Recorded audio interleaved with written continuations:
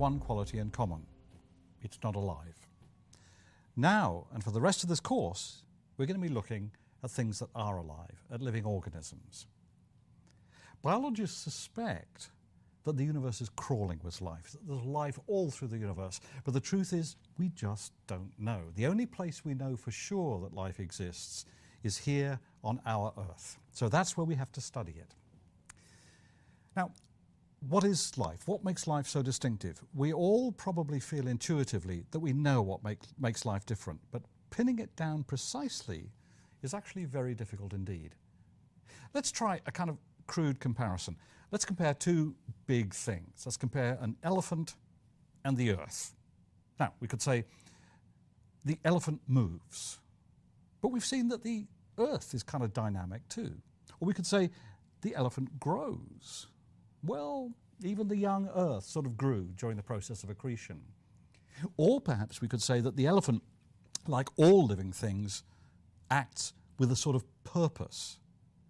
Here I suspect we're getting nearer to the truth, but it's still hard to pin down for certain. What we can do is we can list some qualities that all living things seem to have. And in what follows, I'm going to describe 4 key qualities that all living things seem to possess.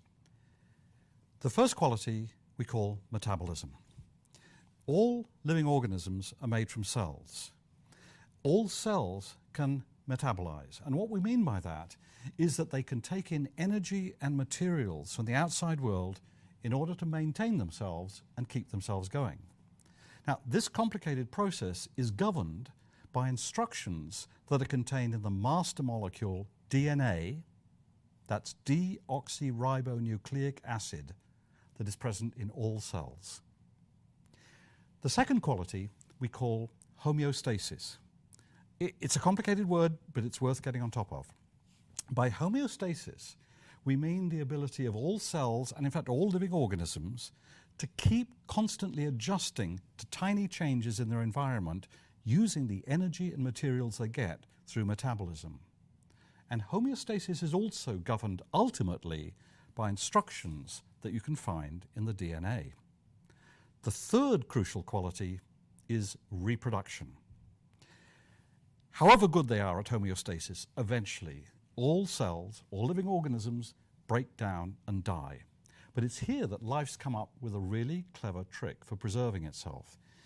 Even when the individual dies, before it dies, it can make copies of itself and its DNA and scatter those copies around it. So the individual may die, but the copies will survive. And that's reproduction. The fourth quality we call adaptation.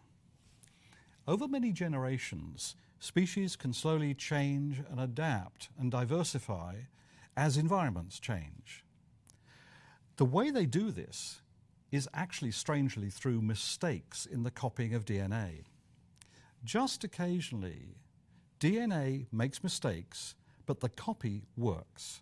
And when that happens, and you get a new version that can actually do all these things, it can metabolize, it can do homeostasis, it can reproduce, we say that a new species has been created.